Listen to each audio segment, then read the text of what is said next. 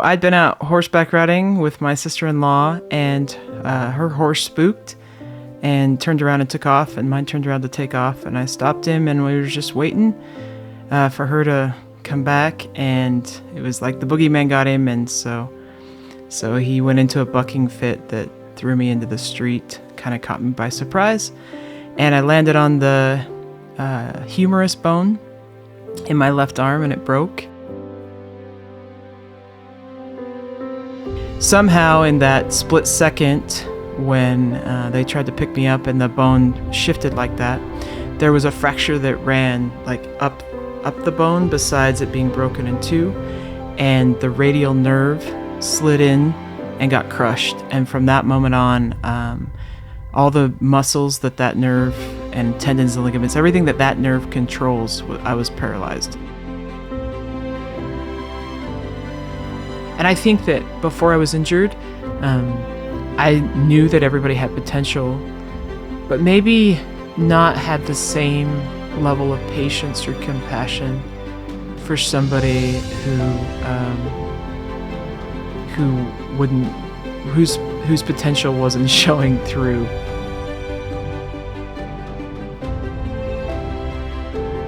And as they were coming around to do that, I could tell that they were extremely worried, and I just said, don't worry, I have faith in Jesus Christ, and whatever happens, whatever His will is, if I'm to be paralyzed or whatever, I'm okay with whatever His is. So you don't need to worry.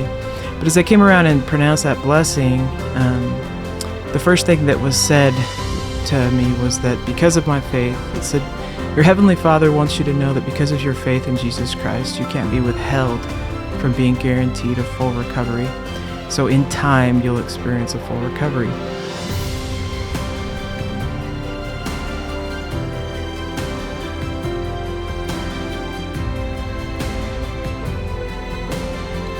All right, welcome back to the show, everybody. Today, I'm really excited to introduce our guest to you guys because this person has been a mentor in my life since I started college, and has added to that mentorship through being able to help me through my injury in many different ways. This is a person who several years ago, instead of having an injury that was caused through overuse, that had an injury that was caused by a very interesting and sudden accident that happened. And so without further ado, Dr. Kristen Bromley, thank you for being here. Sure, happy to be here. Yeah, Dr. Bromley is one of our guitar faculty and jazz studies faculty here at BYU, where I go to school, and we are very happy to have her. So, Dr. Bromley, with your injury, just go ahead and share with the audience of kind of what were the circumstances surrounding it and what actually happened that day. Yeah, that day, yeah. So I'd been out horseback riding with my sister-in-law, and her horse spooked and turned around and took off, and mine turned around to take off, and I stopped him, and we were just waiting for her to come back, and it was like the boogeyman got him, and so he went into a bucking fit that threw me into the street, kind of caught me by surprise, and I landed on the humerus bone in my left arm, and it broke. And I just felt like we shouldn't move me, and there was a lady nearby who had felt like she shouldn't drive her van with her kids past us, and so she saw the whole thing, and she parked her car and came over to help me out, and she said, can I take you to the emergency room? And I said, I don't think we should move me. I just have this feeling that we shouldn't move me, and I can't get up off the pavement. I think my arm's broken. So she called for an ambulance, and when they came, when they picked me up, the bone, and I guess we have some video, but the bone went from being together to going right on top, breaking, and somehow in that split second when they tried to pick me up and the bone shifted like that, there was a fracture that ran like up the bone besides it being broken in two, and the radial nerve slid in and got crushed. And from that moment on, all the muscles that nerve and tendons and ligaments, everything that nerve controls, I was paralyzed. So like back and the forearm and my wrist was a dead drop. I couldn't move my fingers at all. And so that was the start of the injury. Broken arm, and which was kind of easy to fix, but a nerve that was crushed.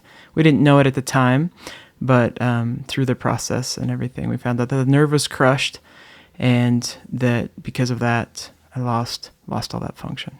How long ago was this again?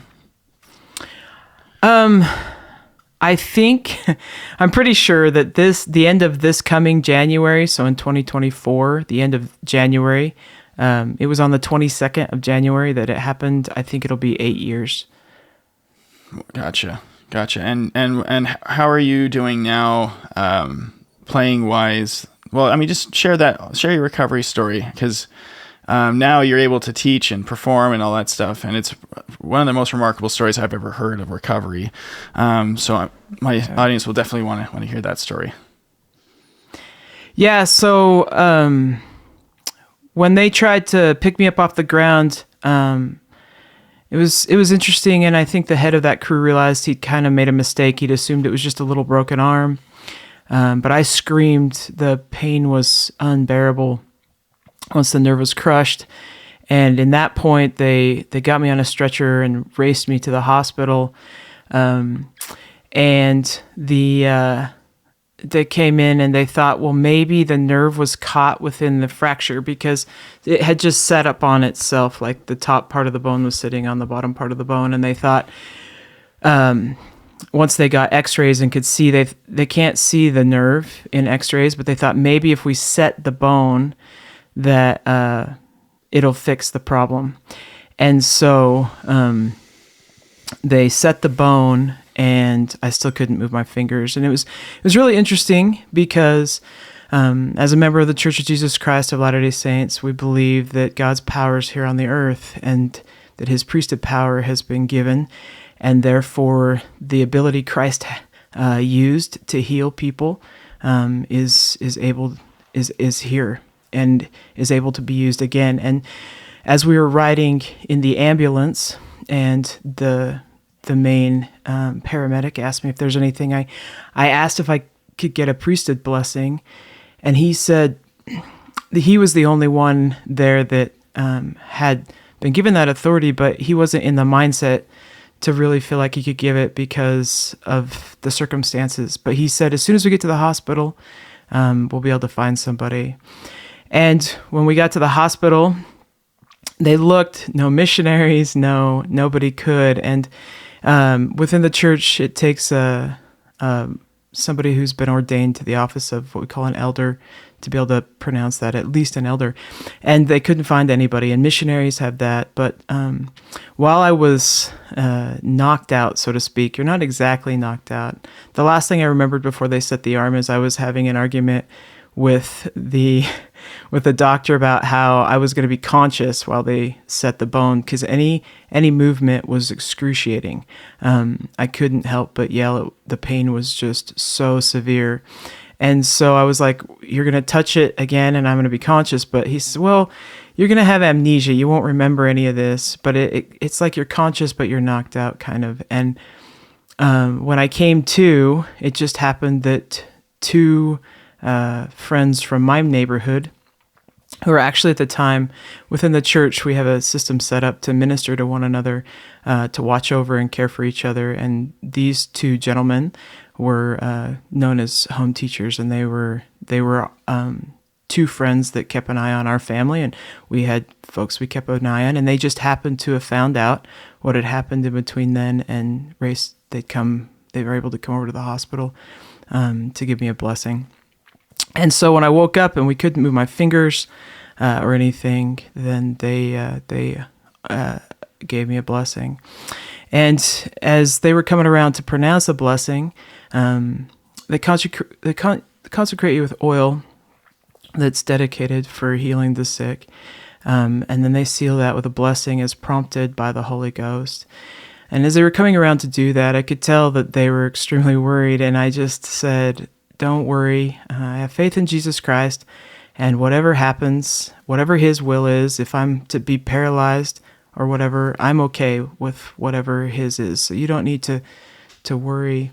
But as I came around and pronounced that blessing, the first thing that was said to me was that because of my faith, it said, your Heavenly Father wants you to know that because of your faith in Jesus Christ, you can't be withheld from being guaranteed a full recovery. So in time, you'll experience a full recovery. And there were lots of other actually inspired things that were said that day that pertained to me being transferred to another hospital, which we didn't even know at the time, and so on. And so that gave us hope, and I knew that I felt the power of that blessing. I felt that was a real promise from my Heavenly Father and Savior. So as we move forward in the excruciating pain, I didn't get any better, and the doctor said, standard operating procedure is to just send you home.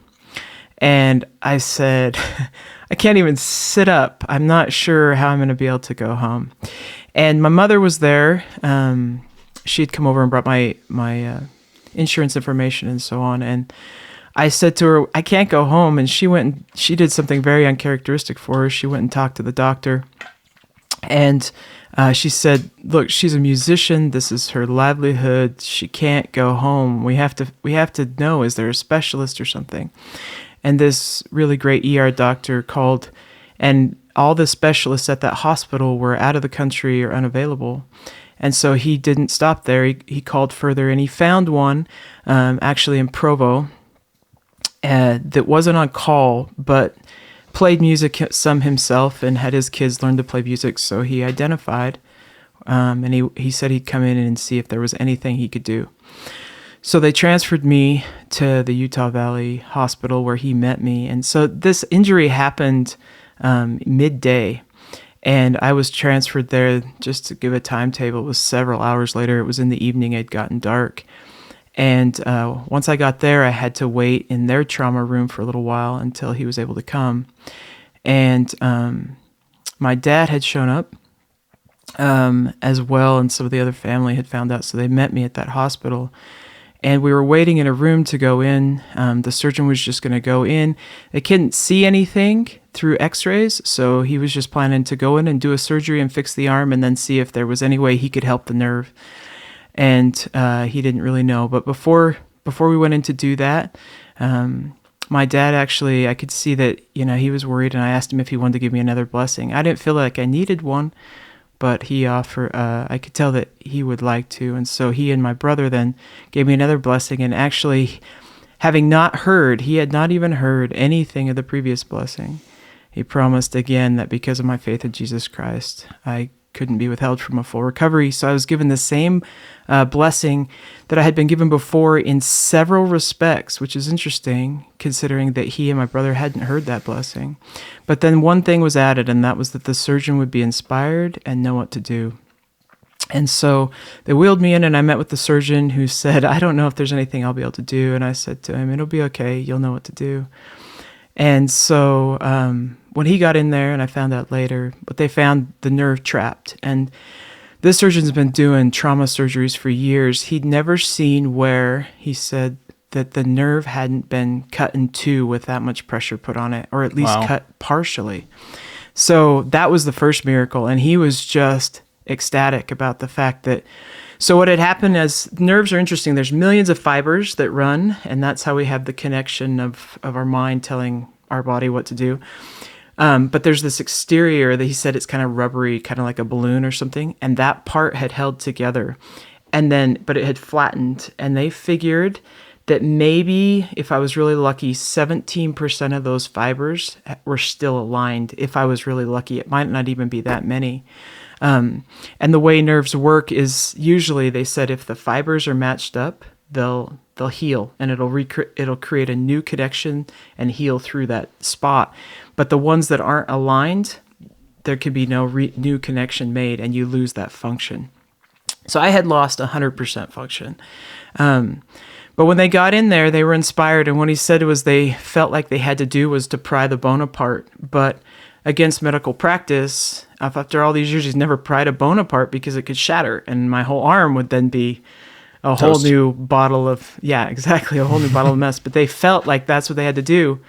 And the surgeon and his PA were both super tall. I mean, over 6 foot, big, strong guys. And it took all they could to use their bone pliers to pry it apart, gently put the nerve out, and then they put me back together. Steel plate through the arm. He says, your arm will be stronger than ever. And then it was just wait and see. And then they didn't tell me about the 17% until later. And as a matter of fact, they tried to tell me as little as possible because they were really hoping for a miracle. But they, so that was that, and that started it. But that night, as I was in recovery, because there's 2 other nerves that run through the arm, and they were hurt, and I asked the nurse, those nurses are incredible, but I asked them for some ice. I felt like if I could just ice it, maybe some of the swelling would go down, and then that night, I could just barely twitch the ends of my fingers, but the ends of the fingers are controlled by the other 2 nerves. But that was still like hope, right? Because we saw something. And then it took months and nothing. I had a special therapist, and he built me this brace. I should have brought it actually, but he built me this brace because these 2 nerves, the 2 that run through here, recovered, I could actually close my hand. But the radial nerve controls the back of the wrist, the back of the hand, so I could never open it again, and it just felt like dead weight. It was dead weight. My brothers always know what to say.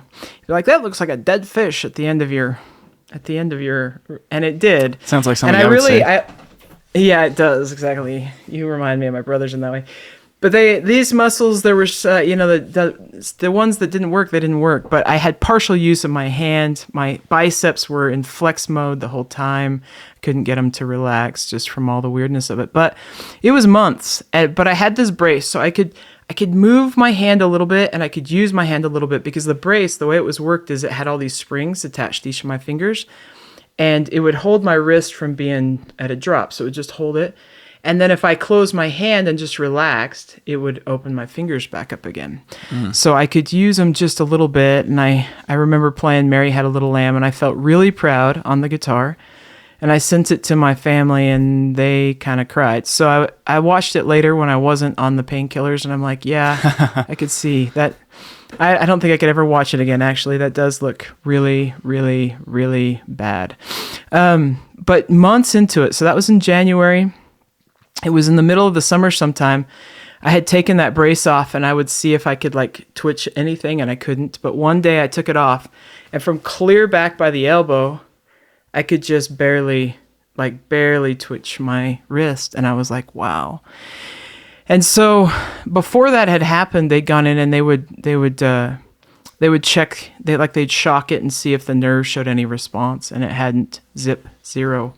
Put needles in, shocked it, no response. And then they'd say, oh, I think maybe. And it's like, no, I know you're just saying maybe because you're hopeful. But what I knew was I had been promised from God that I would have a full recovery in time. So I just kept going forward knowing I would have a full recovery in time. So in the middle of the summer, actually, I trusted so much so that I accepted a concert that I would play a Labor Day weekend. So in the middle of the summer, I think it was in July, but I wouldn't know unless I go back, because I had to film. I filmed me moving it, and then I looked on the film to make sure I wasn't just imagining that I had moved it. But it was so, 6 months later, I could just barely twitch my wrist, and then I started to be able to twitch it a little more and move my fingers a little more. And then that Labor Day weekend, it was the Saturday, I played a concert, but it was with a band accompanying a vocalist. I played some chords. I played the worst solos of my entire life, probably. But everyone thought it was amazing, and they're like, "Can we post this?" And I'm like, "Yeah, let's not post that." But I felt that I shouldn't stop, that I needed to jump back in and not wait to recover. Because I was also in the middle of my doctorate, and they suggested, maybe you should take time off till you've recovered. And I was like, no. So I did my doctoral exams, typing with one hand, my right hand, because I just couldn't use my left hand. And then in the middle of my dissertation and all the research I did, I had to transcribe interviews, field notes, all this stuff. I was mostly typing it with one hand. It took some time, but I could barely play, and I just had to start working on it and start teaching again. I taught that semester that those students were great because I was on a lot of medication, and they were just very understanding. So yeah, and that's when it started, and then I would say it just gradually got better and better and better and better and better, and it was, so the album that I recorded, Simply Miraculous, was the first album I came back with, and that one was like my debut, like here I am. And I recorded it, and I would go into the studio, and my hands would freeze up, and there'd be moments, and I was like, nope, I need to just do this, and this is the start. This is a benchmark that shows that, hey, we're back at it, and I know that sometime I'll get better. So I listen to it, and I can hear those moments, but I actually look at it now, looking back, and I think, wow, look what I was able to do after such an injury, and I'm much less frustrated than I was at the time. At the time, I was very frustrated with when something like the rhythm would go awry, or I'd just be stuck, and I'd be like, oh, that sounded awful because my hands are stuck. But yep, that's been it, and I continue. It's a continual process. The nerve. So I regained 100% function, and the therapist, he said everybody recovers from these injuries. Then when I came in and it was obvious that I was recovering and having full function, he's like, nobody recovers from these injuries. Right. So they just, right. And he said to me, I said, well, don't you think it's a miracle from God? He's like, I don't believe in those things. You were just a healer. I could tell your body was going to heal. And I'm like, sure. Okay. But to each their own. You can call me a healer. Yeah, to each their own. But yeah, but the muscles atrophied so bad that I'm still, like all these years later, there's still moments I'm still working on strength and flexibility, that kind of thing. But the function is fully there.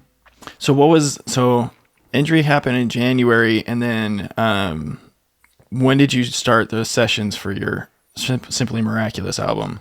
Like, what was that? Simply Miraculous album. Yeah, you would ask that, wouldn't you? It was in the fall. I want to say, well, I have it.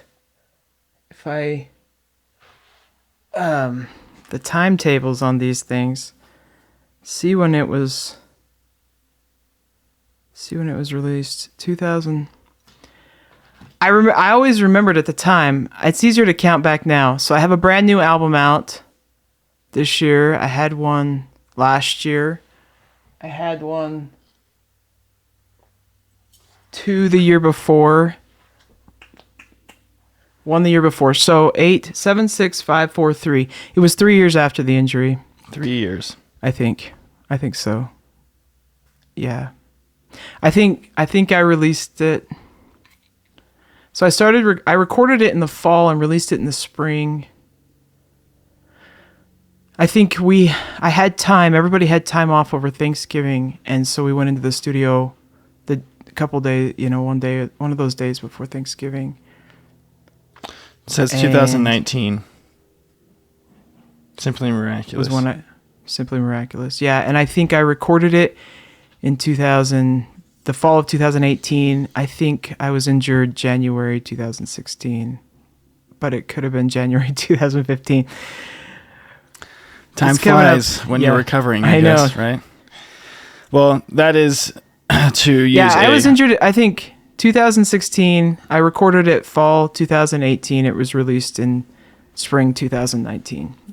Yeah. Well, that's still miraculous. Simply Miraculous. It's the best guess. It is Simply Miraculous. Yeah, and that tune, it was a day I was sitting there. So my hands felt so heavy. Like, it would just feel like dragging. Like I had weights on my fingers. And every time I try and play, it just felt like I was just dragging all this weight. But that day I could just kind of improvise a little, and that melody came out. And it's a minor blues, only I made the 4-chord a dominant chord. And it's like happy, but there's the little bit of blues pain in there, I guess. And it just had to be that, because that was the first day that I could play with any fluidity again. So it became that, and that became the album, and yeehaw. What's funny is that I've had that riff stuck in my head all day when I've been thinking about what we were going to talk about, So yeah. Well, so and it's stuck in my head too. I'm gonna But post. it's the Go ahead. you're gonna post. Oh, I was gonna say it's like it's also on the new album, which is totally solo guitar, which was an album I had been preparing to do before the injury, but playing solo jazz guitar is like so demanding on the hands. I was finally able to do that album, and now that I'm able to do that album, I had twice as much repertoire, and I put some of those originals on with it. But that's the first one that there's a video for the new album, Musicians. So it's stuck in my head because I just edited it for the video, and and that's the one was out as of last Saturday. So it's stuck there too. So it's funny how that timing works, I guess. But sorry, go ahead. You had something. Well, I was just gonna say I'm gonna post links to your page and everything so that people can check out that record, because it's a great record, and your other stuff I listen to it quite frequently, actually, depending on what situation I'm in. And I think that's actually one of that is one of the things I wanted to cover with you is kind of the things that we do during that recovery process. From a musical standpoint, right? Because there's so many things that we can do to fill our time, right? When we're not using 8 hours of it for our instrument, right? And there's that hole that we need to just fill in our day.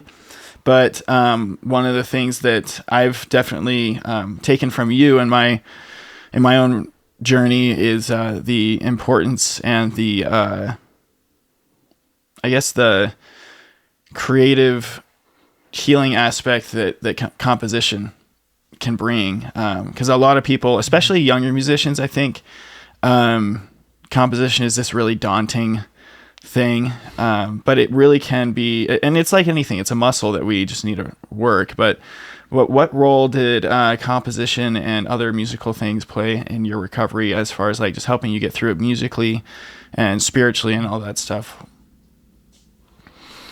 Yeah. Well, it's slightly different than what you've asked, but I will get there. Like, one of the things that helped me is that I had productive things to do. So because I was in the middle of my doctorate, and I felt like I shouldn't stop, even though it was exhausting. Like I was in the middle of my qualifying exams when the injury happened. I had completed one and passed one.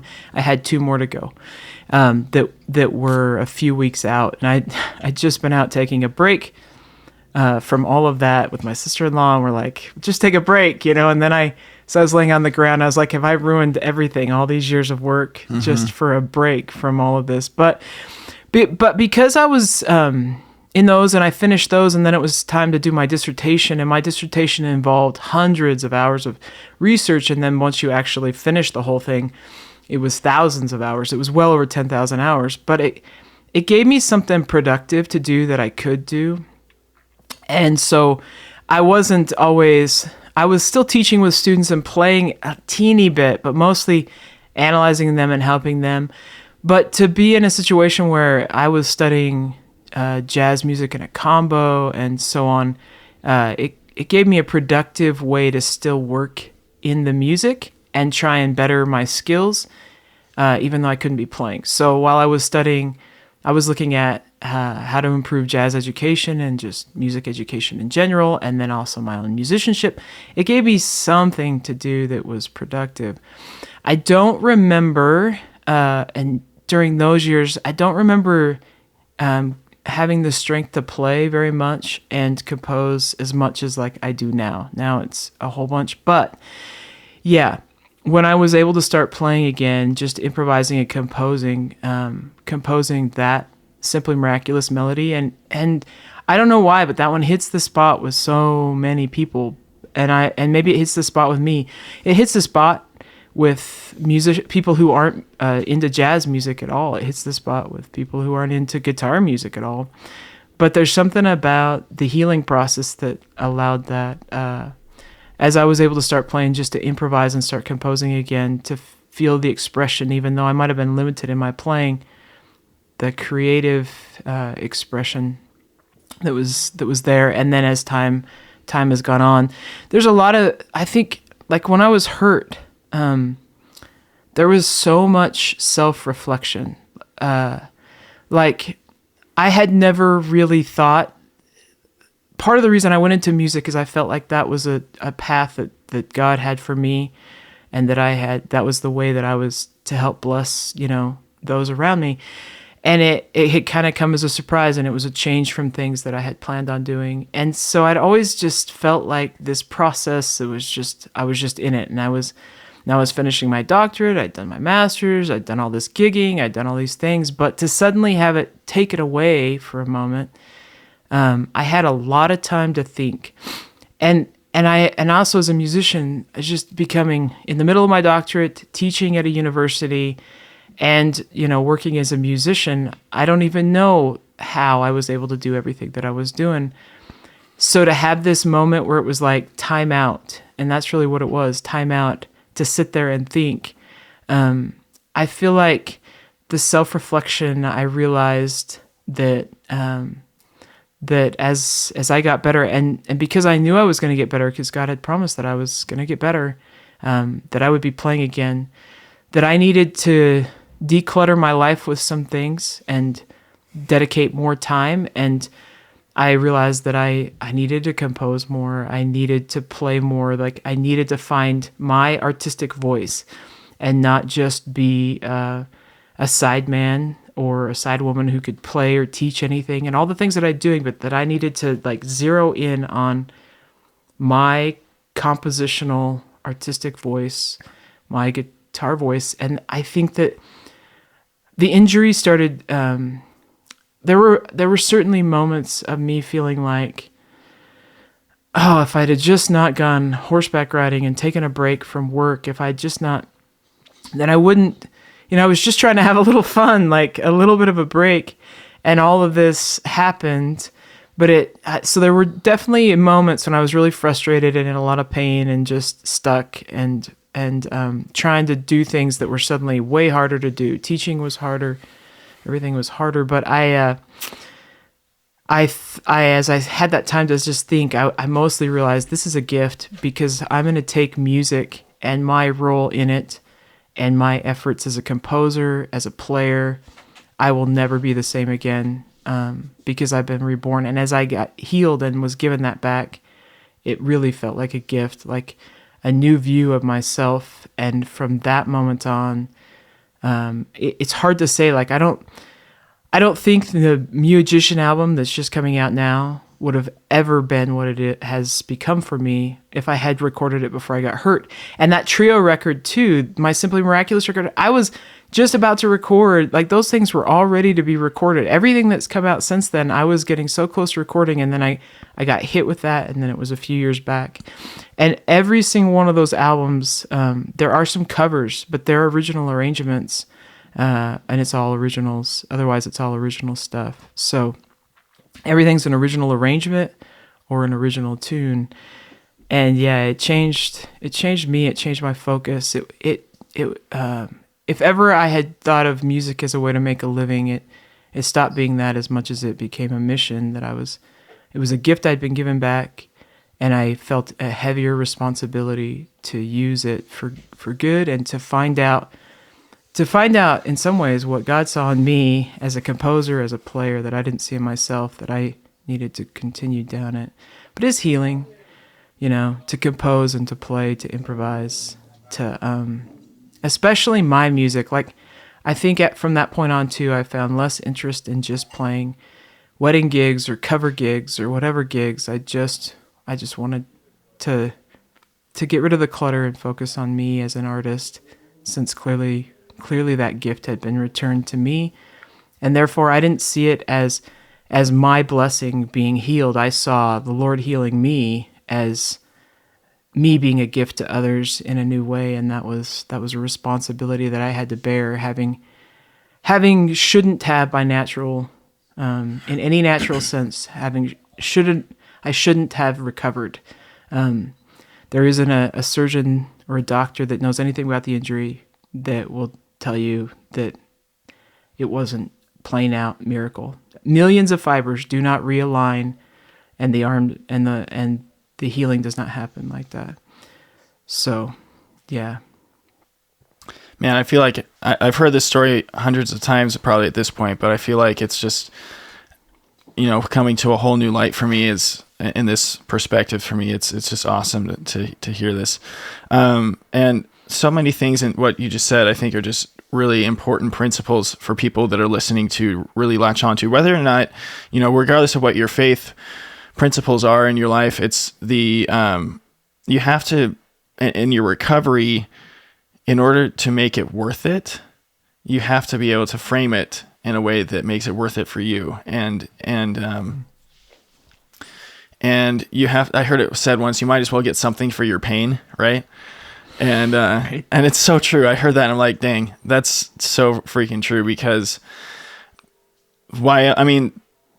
everything happens for a reason, right? And we are able to, if we're able to reframe things to make things work for us, that's a phrase used a lot in like the personal development and self-help industry. But like, if we can make the injury work for us, we'll be able to help others in that situation later on, because we will have then done the work to justify us being able to, and give us the tools to be able to help other people. So with regards to your doctorate, when you were going through all of this, I'm curious, while you were doing your dissertation and obviously after nowadays, how your injury affected how you view music education and guitar education, all that stuff. If it's changed it, or how has it affected it, if at all? Well, I'd say my doctorate, because it's in music education, and it's from Boston University, where, they're at the top, and they're pushing research in, as far as music education goes, they're at the top, and they're pushing research in that realm as far as they're trying to push it as best they can. They are researching and turning that out all the time. And the university itself is a major research institution. Mm-hmm. And I didn't really know what I was getting myself into when I went into that, but I had felt that was the way I should go. I had felt that, I thought the only reason I was getting a doctorate was to try and enhance me as a professor. I have the performing side down, and anytime I want to learn more about my musical craft, then I can go take lessons from somebody I'm inspired by. I can transcribe. I can research. I know how to do that. I know how to be a professional musician. By the time I was doing my doctorate, I had been being a professional musician for a long time.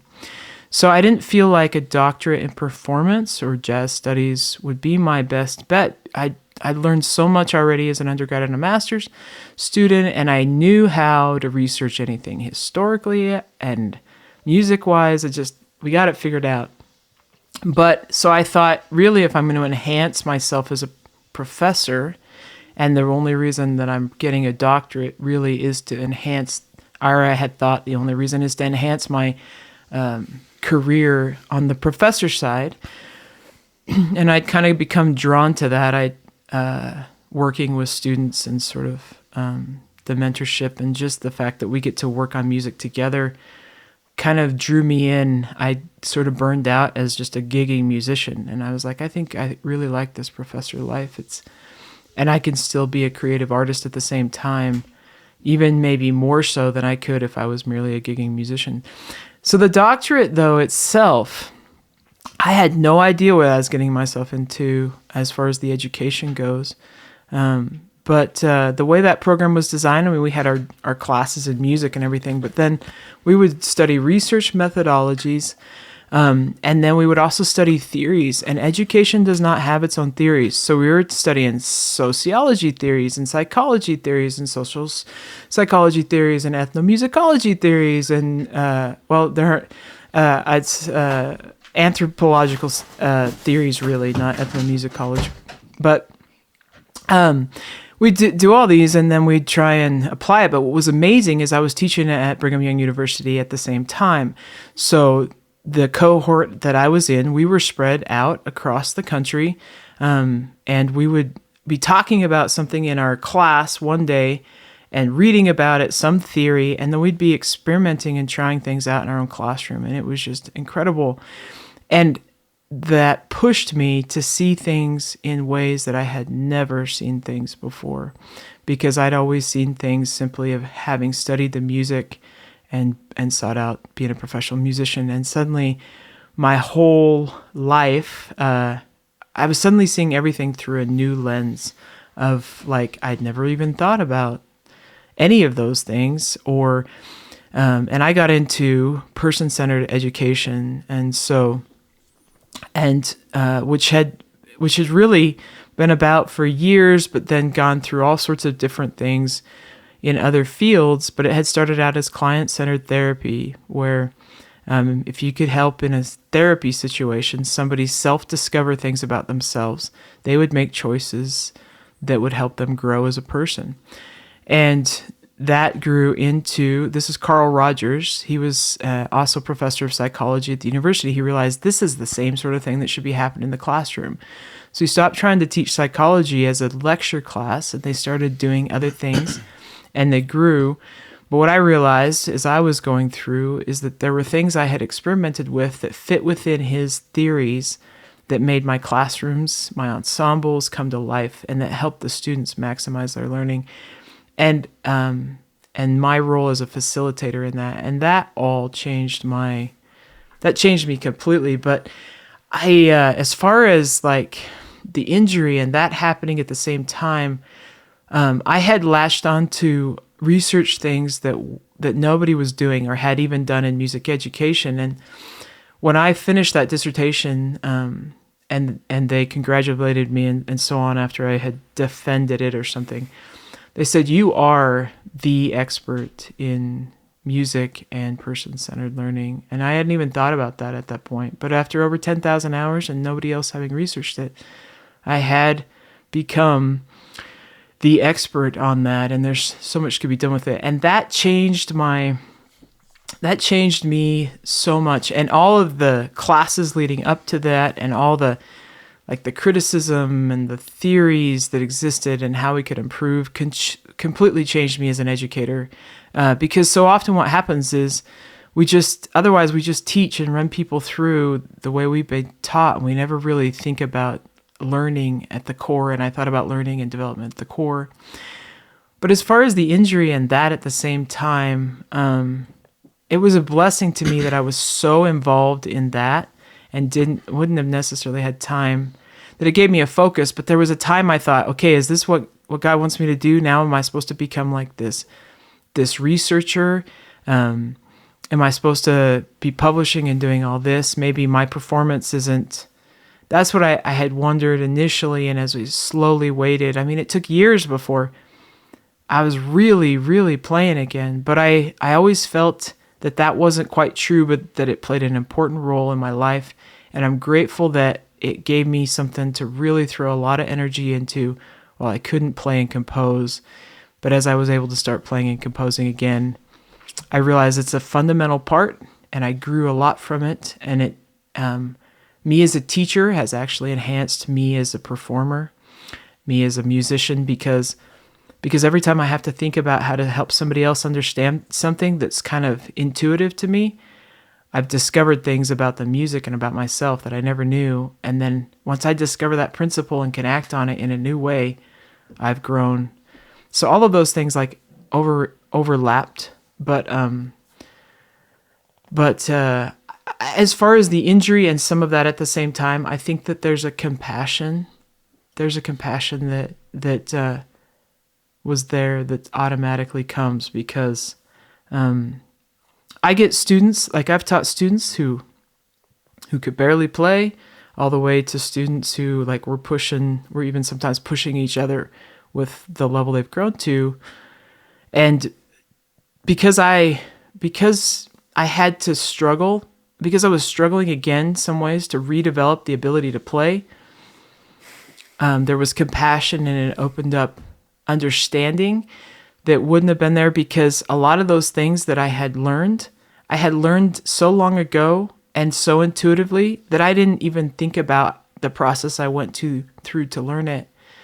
But because I was trying to regain my ability to play again, and sometimes even having to teach without being able to play and trying to articulate things, while I was also studying how to help students maximize their learning, there was a compassion and maybe an appreciation for stepwise motion, stepwise growth that wouldn't have been there before. When it's like, oh, you're struggling with that. You know what? I couldn't have told you before how I developed the ability to do that, but because I had to just work on learning to do that again, let me help you. It's actually, try this, and that's how you can do it. And I would have never been able to tell you that, but I had to relearn how to do that just a couple weeks ago. So there is some of that.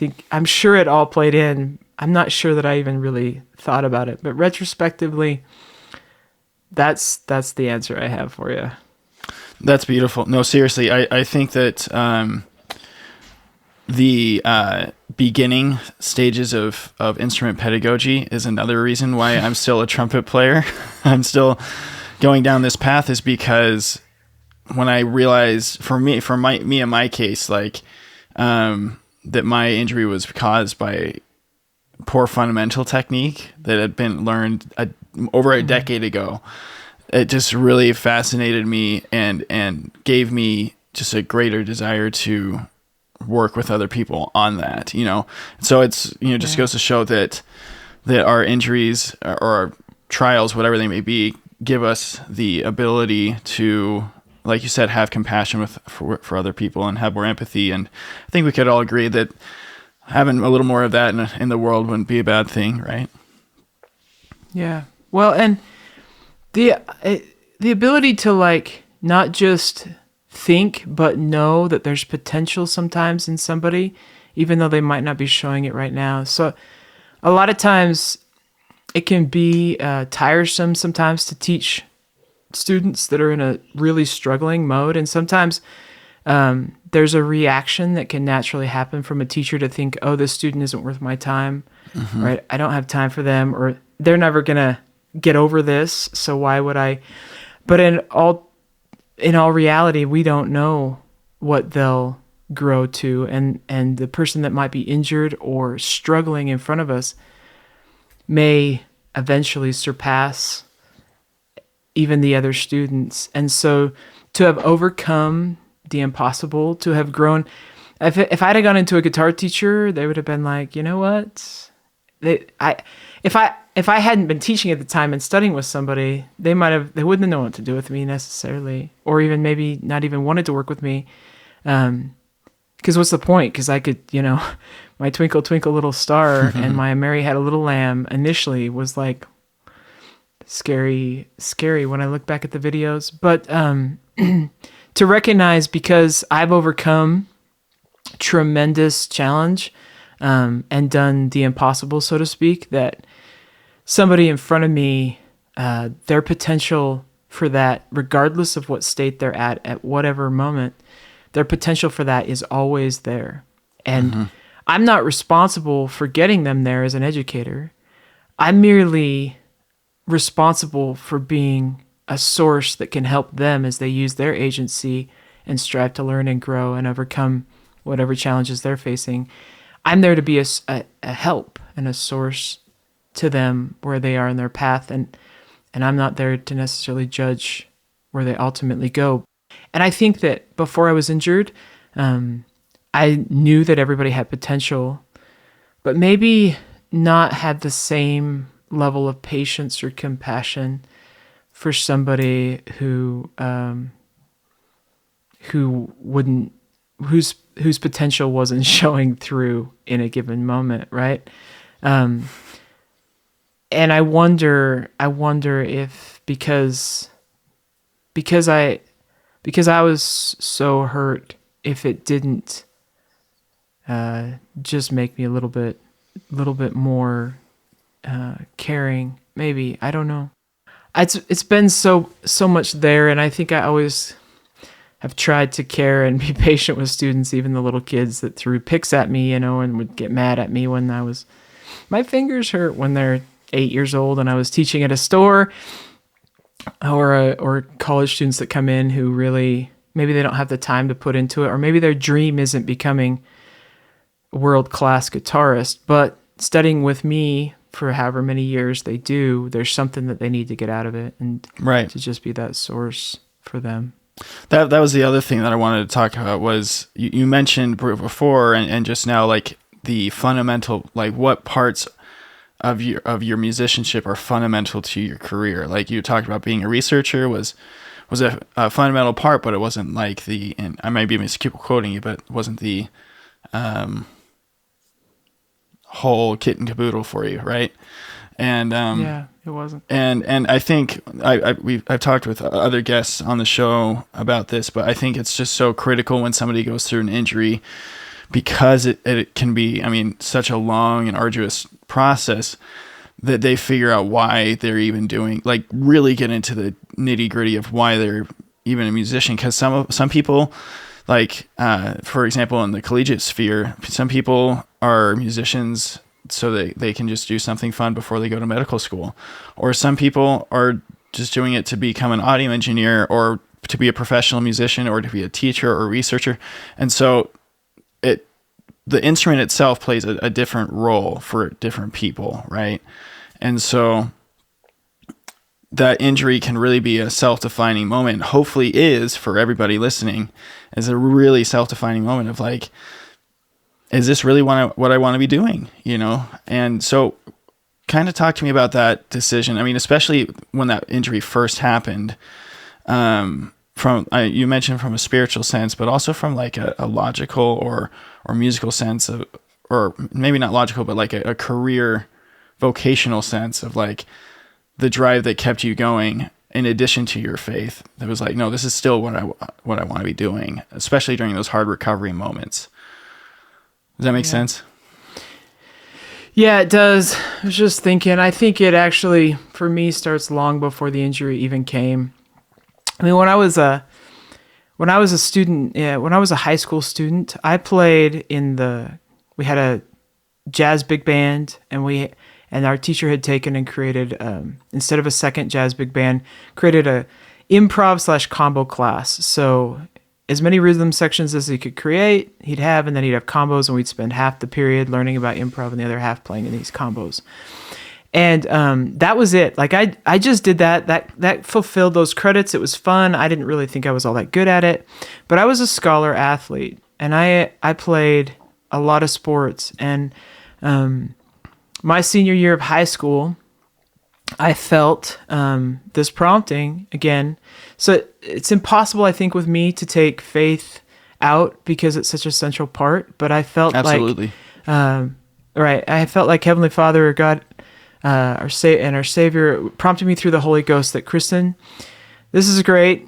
You're a great athlete. That's nice, but I need you to not play basketball your senior year of high school. And alternatively, I need you to put more time into music, and you need to go on and you need to do music professionally. And I was like, that is the craziest thing I've ever heard. And which is one of the reasons I knew it did not come from me. And my coach, I mean, he said, Kristen, music's just something you do. Like, athleticism is who you are. So to not play your senior year is so crazy. And the day that practice tryout started, he shouted my name out in the commons area of our high school. It just boomed through the whole high school like a bomb, it felt like. But I stopped, and he said, so you coming? And I said, no, coach, I didn't bring any shorts. You know, I was 17, so I didn't have a really good response for him. And he says, well, sounds like you're not coming. Maybe I'm going to tell you what. I'm going to make you a deal. Your uniform is in my office. Take 2 weeks, take 3. Just make sure it's before the first game to realize you've made the biggest mistake of your life. Oh my goodness. And yeah. And then and you're already on the team. You got your jersey. We're just waiting for you. And he was trying to like make it easier, and I think he also thought that I'd give it a few days and I'd be right back out there with the team playing, because being an athlete, putting that ball in the hoop or whatever was really natural to me. And it had always felt like that was, you know, growing up on a ranch and riding horses, at ranch country and riding horses, playing sports was just like, yep, that's what I do. That's how it goes. But I went out to the old ranch truck that I drove, and it was an old F-150, but I just cried because I wanted to play, and I love playing, and everything he told me wasn't necessarily wrong. All those coaches saying, and he said, in my entire career, and he only had 4 more years after that, I've never had to convince a player to play. And here I am. Most of them I don't care, but this is ridiculous. But I just knew I could not deny that I had been sent on a different path. And so I started trying, but I questioned it constantly. And to tell you how many times I prayed, because to me, 2 things. Music was not a practical way to make a living. So I was like, how is this ever going to work? And then 2, I was like, I don't think I have what it takes to do music professionally. Like those 2 things.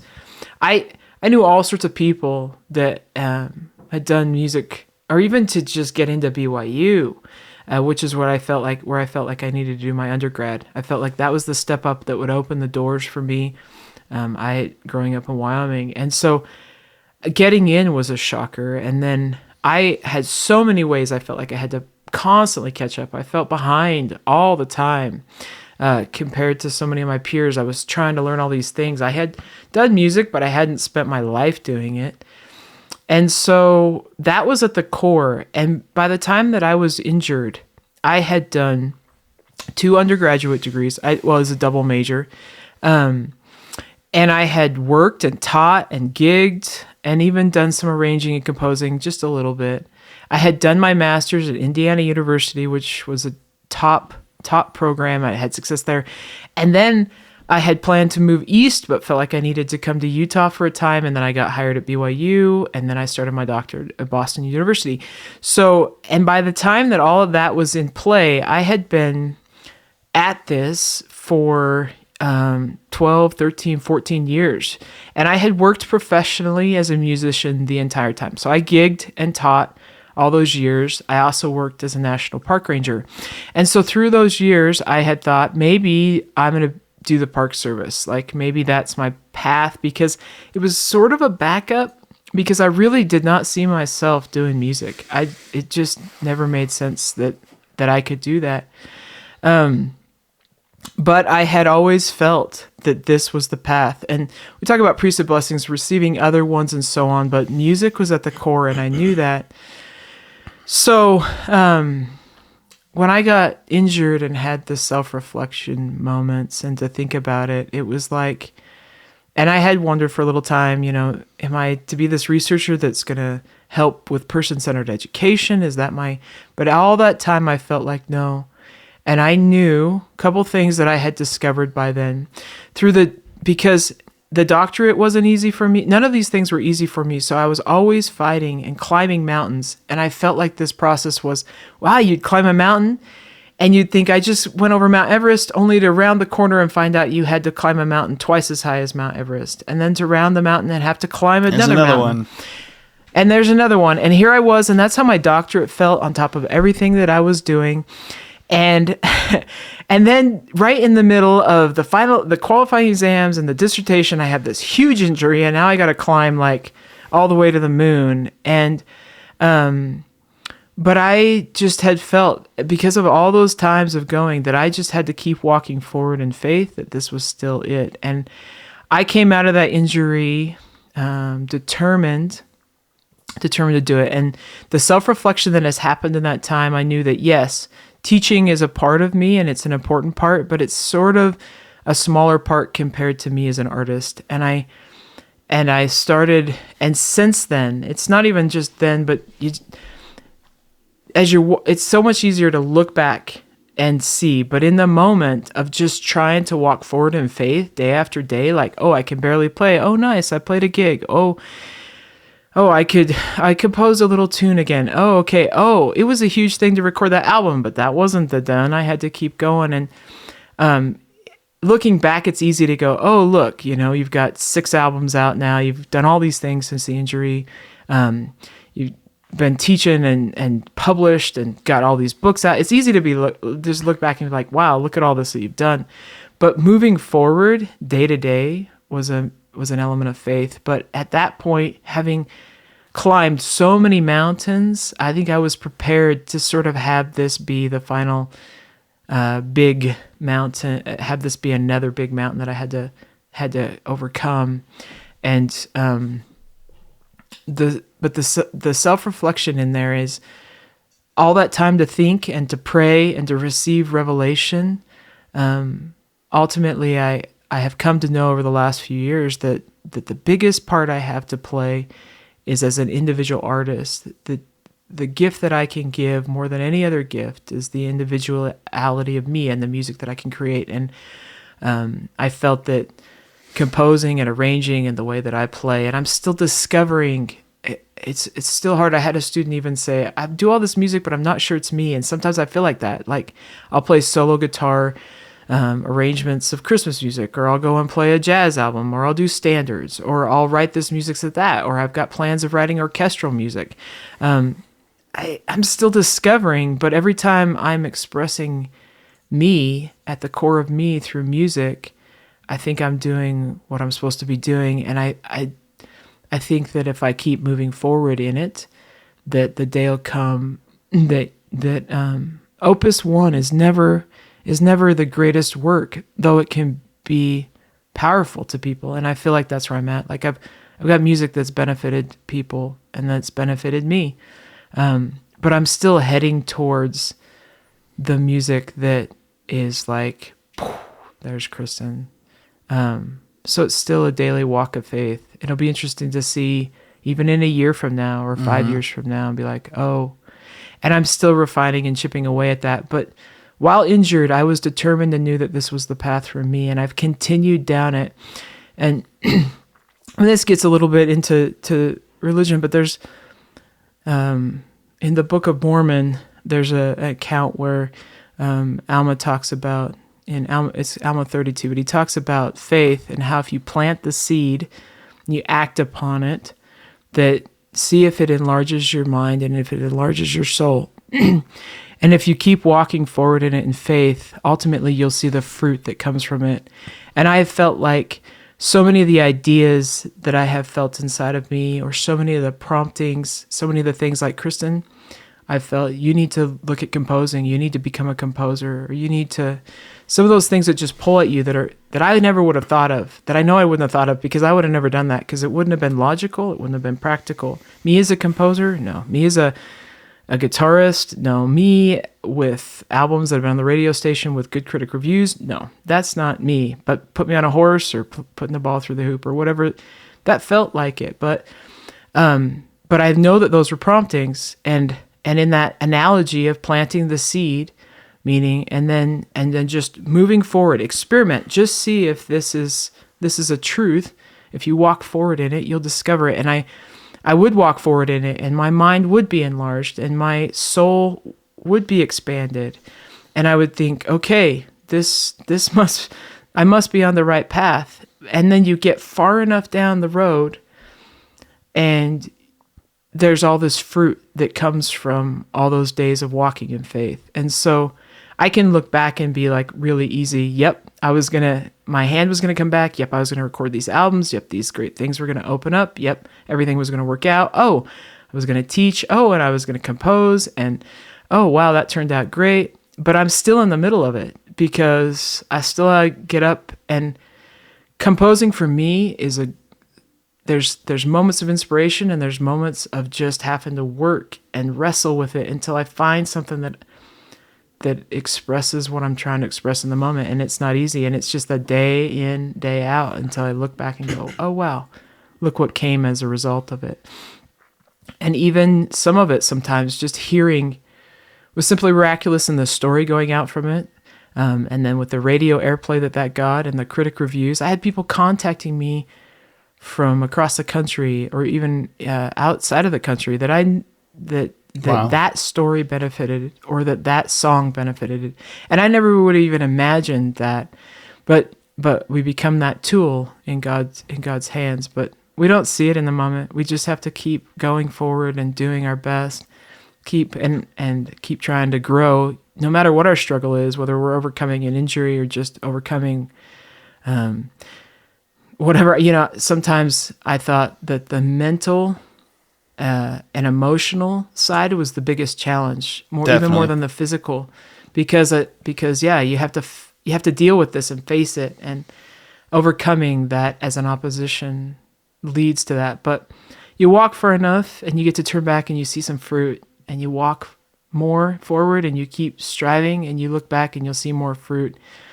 And maybe if the enlightenment isn't there and the fruit isn't coming, maybe it's time for self-reflection and some slight changes in path. And so for me, I can say that, like, for example, when I wondered, maybe my injury, maybe I won't be able to play at the world-class level that I have been aiming for. Maybe I'll be doing some, but I'll become this researcher that publishes like crazy.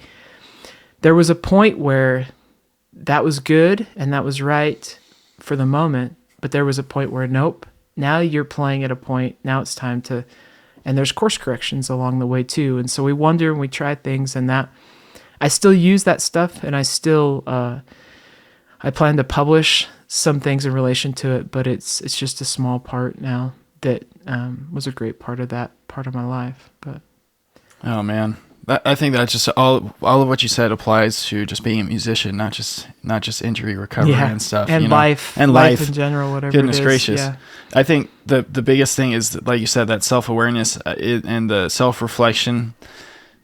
If you're going through something that groundbreaking in your life and not using that time to become more self-aware of the things in your life and the things that you can gain from it, this is your invitation to get on that train and start thinking, start working on that, and just like other things with the help that you've gotten from. You just can't do this alone. You can't do this alone without your faith, without your community, in your case, like the physical therapists and surgeons that obviously were guided by the other side. Just, man, I think this interview was more for me than for the audience. So, well, Dr. Bromley, Kristen, thank you so much for your time today. I've just really, quite frankly, needed this conversation in my own life, but I know this will benefit so many people. I actually know of some guitarists that have been going through some difficult times, and so I'm really excited for this episode to come out.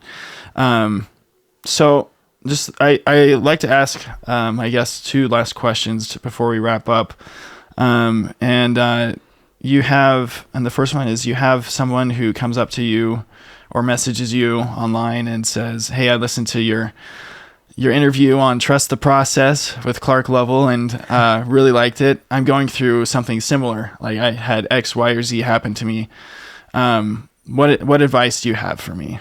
So it doesn't matter, like, even if they're a guitarist or a trumpet player or pianist or whatever, like, what would be the one piece of advice for someone, a musician going through injury? Yeah. Well, before I answer that, I want to say I admire you, Clark. I consider you a friend. Thanks for having me here. Because you were in my band when that happened. I've seen this up close and personal, and I admire your strength and your fortitude and you moving forward, and that you're trying to turn something good out of something that's really hard. Which we see that actually, and I see that as a Christ-like attribute of you. And thank you. The Savior suffered, yes. He suffered so it opened his way to help us more. And as we become like him, the challenges that we face, as you've said before, help us help others. But I'm inspired by you. I'm inspired by your diligence and the ways that you're going about. And this podcast, for example, is what an inspired and great thing to be doing. I think, when somebody comes to me, I keep going, keep moving forward, and not giving up, not giving in. There's always an opposition that fights against us. I was inspired one time to stop in and check on a friend I hadn't realized that she'd gotten as sick as she was. But in our conversation, I realized that I had felt the need to make sure that I did not leave until she saw the potential for her future to be greater than what she had lost. And now she had suffered from something that could have even killed her, and she didn't know she could have gotten sick enough health-wise that whether she would overcome it or not. And then looking forward to a grim future was as if maybe she would never become the singer or overcome the challenges, and never exceed what she had done before. But there's a great danger in living in the past. God intends us to move forward, and I believe that the challenges that we face are not meant to knock us down to the bottom of the depths, but to help us step to the greatest of the heights.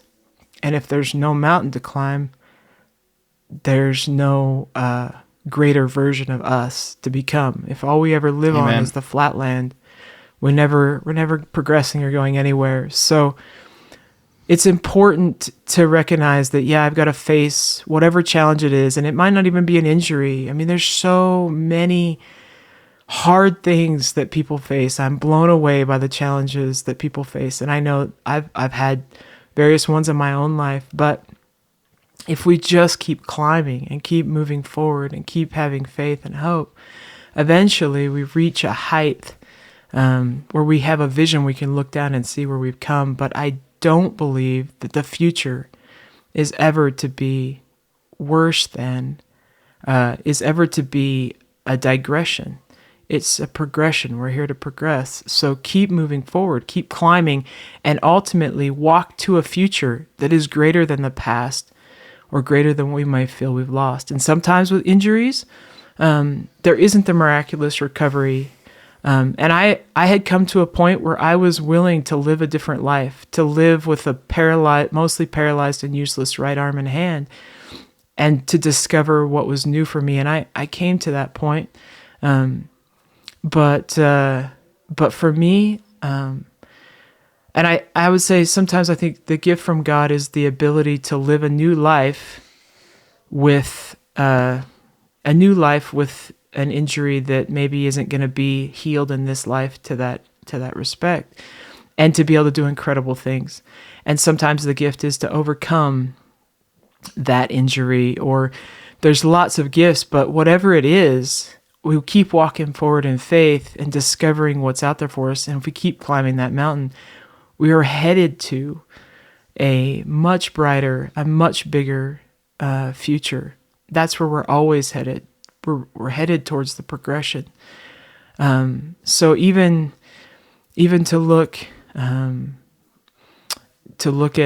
folks who become paraplegic or something, but and find a way to move forward and create a great life, until ultimately we walk to that final the greatness of the next life that could be ours. But the future is bright. It should be bright. We just need to walk forward to it and keep aiming for it, and discover what it is. And maybe it's overcoming the injury and doing music in the way, like in my case, to become an even more refined artist. Or maybe it's another path that opens up that is meaningful. But whatever it is, you got to keep moving forward and discovering it, and keep the hope and keep the faith.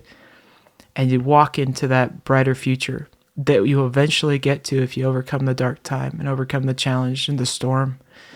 You just keep climbing. Yeah. Man, I love what you said. The future is never a digression. That's beautiful. Well, yeah, this is going to help so many people. I'm so excited for this to come out. So last question. You get to go back to 8 years ago, right before you get on that trip to go horse riding. And you get to, I don't know what the situation would be if you could not spook the horse or just not go on the trip, but you get to take away your injury. Would you, or would you leave it there? Has this all been worth it? Yeah, I would leave it there. I looked at it at the time too, and I thought of how many times I've been horseback riding in my life, how many times I'd been doing a lot of things. And I think there were moments where I had clearly seen divine intervention protect me in those cases. And in that moment, as I flew off and thought, uh-oh, and I could think of if only I had grabbed the horn or reached for the horn sooner, and like I would have when I was younger, I wouldn't have flown off. I would have showed that horse what's up. And that's not a trumpet horn. What type of horn is that for us non-horseback riding people? the saddle horn. Okay. The saddle horn. So when I was a kid, if I had a horse that spooked or started bucking or something, I always grabbed the horn. I was really fast at it, and then I would get that horse under control. But when he first jumped and bucked, I was just so confident in my riding that I didn't reach for the horn soon enough. And when I did, it was like just out of reach. And I said, uh-oh, as I flew. And then he threw me just far enough to get me right into the street and not far enough to land in the nice, soft, muddy grass and snow that would have been there. But I look at it, and everything that's happened, even at the time, I could see that it was a gift, and I couldn't change it. And even the number of times I've played a concert or spoke at something where somebody was going through something that might not even be related to a broken arm or a horse, and having it be the moment that helped them find courage to go after whatever it was one more day. Nope, I would not. If God had, if it had been better for me not to have been injured, I wouldn't have been injured. And then there was, and just to discover the gift of healing, and to discover that, to discover in new ways that I was challenged with things I'd never been challenged with before, like cutting an apple in two, or trying to do things one-handed for as long as I did. The impossible tasks, and then to be blessed with the ability to receive help or overcome things, and all the things that went with it. Typing with one hand, getting my exam down so in the time frame I could type that thing with one hand besides answer all the questions. The little, to see the little miracles as I was struggling so hard, to see the help, the tender mercies day by day. No. I wouldn't, to give that injury up, to give that process of learning and discovery that I've had over the last 8 years would take away too much of who I've become. The challenges provide us the opportunity to become. So I wouldn't give it up. Of course, you could say that's easy to say because you got the function back. And there's times where it'll hurt, something will hurt because of it. And that was the thing. One of the coolest things my therapist did for me was he walked me through the process of healing and the different pain that I would experience. And I had, until that moment, shunned pain, shunned injury, I did in one day things I was terrified. I never wanted to break a bone. I never wanted to have to be raced to the hospital in an ambulance. I never wanted to do a surgery. All those things terrified me, and I did them all in one day.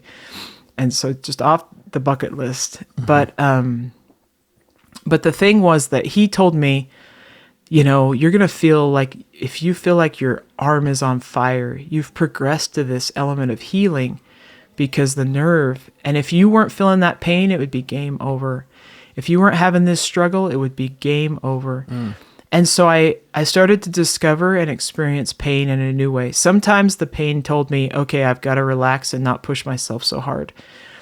Sometimes the pain told me, I'm healing. I'm actually making progress.